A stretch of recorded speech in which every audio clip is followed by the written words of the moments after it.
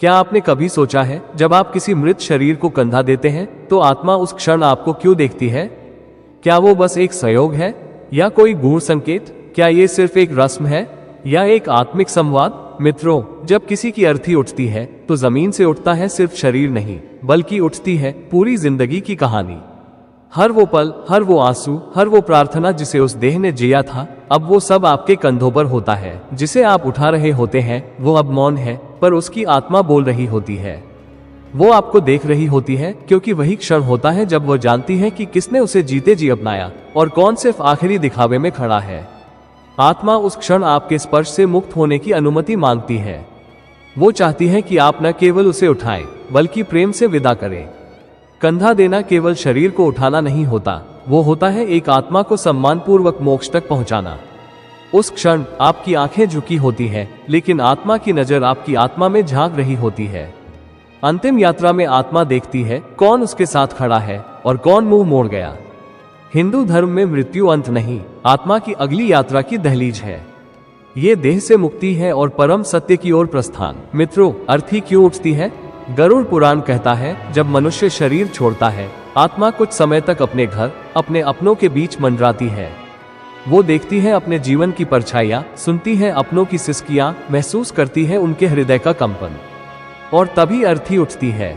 जब उसे कंधा दिया जाता है, आत्मा को पहली बार एहसास होता है अब लौटना नहीं है। यही वो क्षण है जब वो स्वीकार करती है कि उसका समय इस संसार में पूरा हो चुका है। ये सिर्फ एक मृत शरीर को ले जाने का तरीका नहीं, यह आत्मा को विदाई देने का सबसे श्रद्धामय माध्यम है। ये कंधे पर उठता शरीर नहीं, बल्कि अपनों के हाथों से आत्मा को अंतिम विदाई है।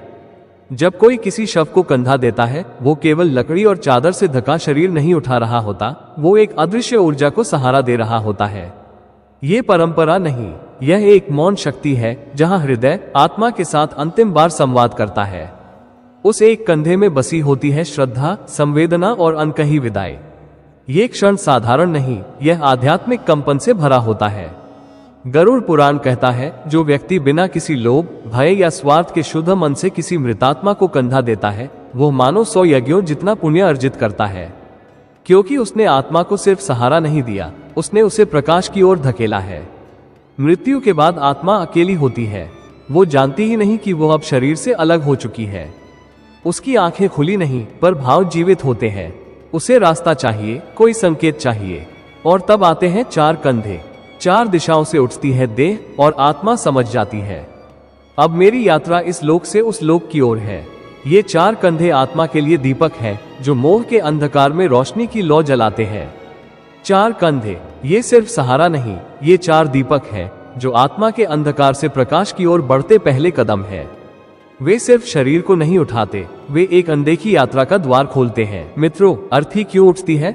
गरुड़ पुराण कहता है, जब मनुष्य शरीर छोड़ता है, आत्मा कुछ समय तक अपने घर, अपने अपनों के बीच मंडराती है। वो देखती है अपने जीवन की परछाइयां, सुनती है अपनों की सिसकियां, महसूस करती है उनके हृदय का कंपन। और तभी अर्थी उठती है। जब उसे कंधा दिया जाता है, आत्मा को पहली बार एहसास होता है अब लौटना नहीं है। यही वो क्षण है जब वो स्वीकार करती है कि उसका समय इस संसार में पूरा हो चुका है। ये सिर्फ एक मृत शरीर को ले जाने का तरीका नहीं, यह आत्मा को विदाई देने का सबसे श्रद्धामय माध्यम है। ये कंधे पर उठता शरीर नहीं, बल्कि अपनों के हाथों से आत्मा को अंतिम विदाई है।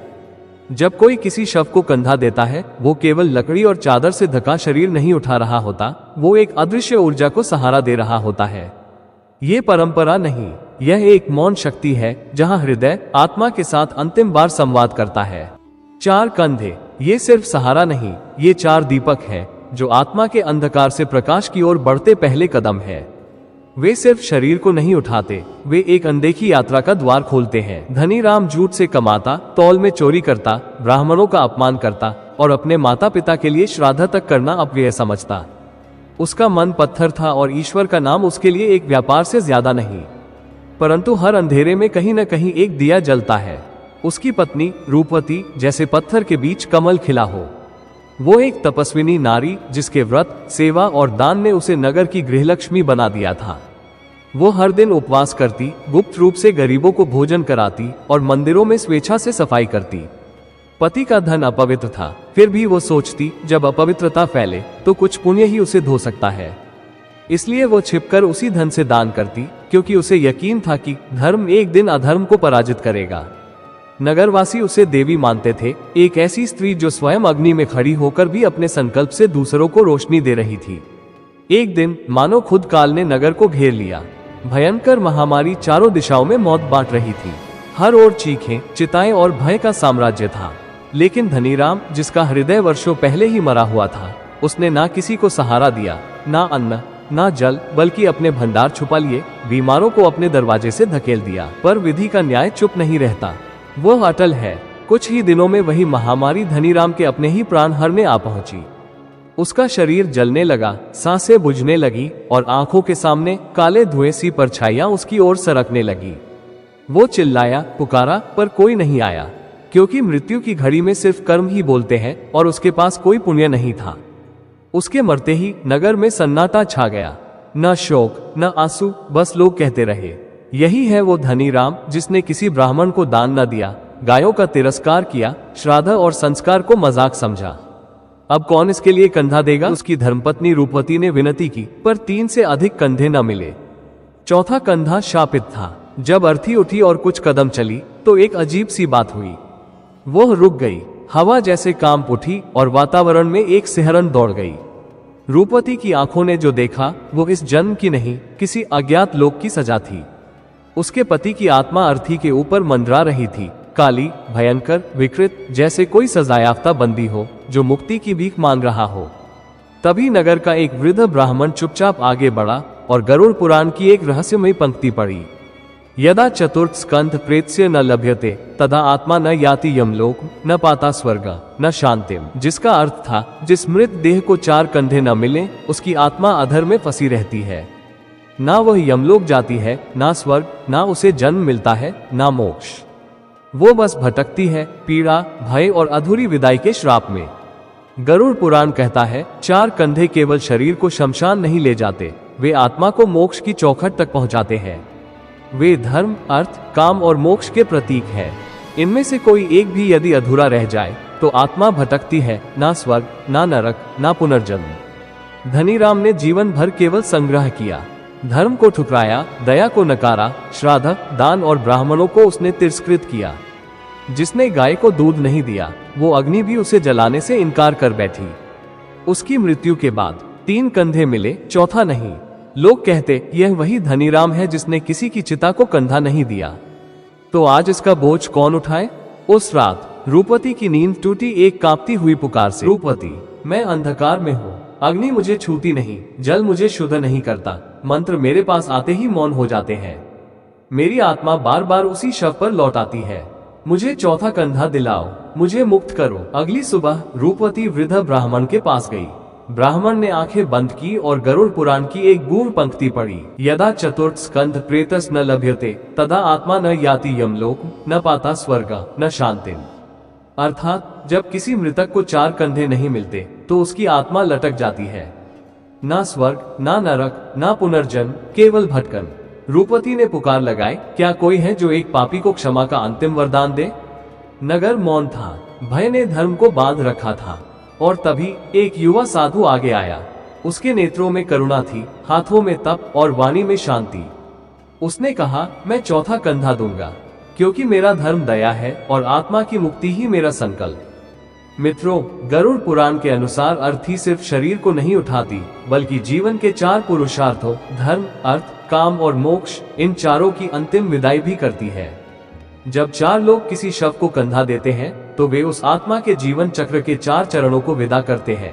बचपन की मासूम शुरुआत, यौवन के मोह और कामनाएं, गृहस्थ जीवन की दौड़ धूप और धन की आकांक्षाएं, और वृद्धावस्था की शांति और त्याग। लेकिन यदि अंतिम चरण अपूर्ण रह जाए तो आत्मा अधर में अटक जाती है, न आगे जा सकती है, न लौट सकती है। धनीराम ने जीवन में कभी न धर्म का आदर किया, न दान, न पुण्य, न श्राद्ध। उसने सिर्फ भोग विलास को अपनाया और अंत समय में कोई उसके शव को चौथा कंधा देने को भी तैयार न था। रात्रि के अंधकार में रूपवती को एक सपना आया। धनीराम की आत्मा विलाप कर रही थी। रूपवती ने ब्राह्मण से पूछा, क्या चौथा कंधा देना किसी के पाप को अपनाना है?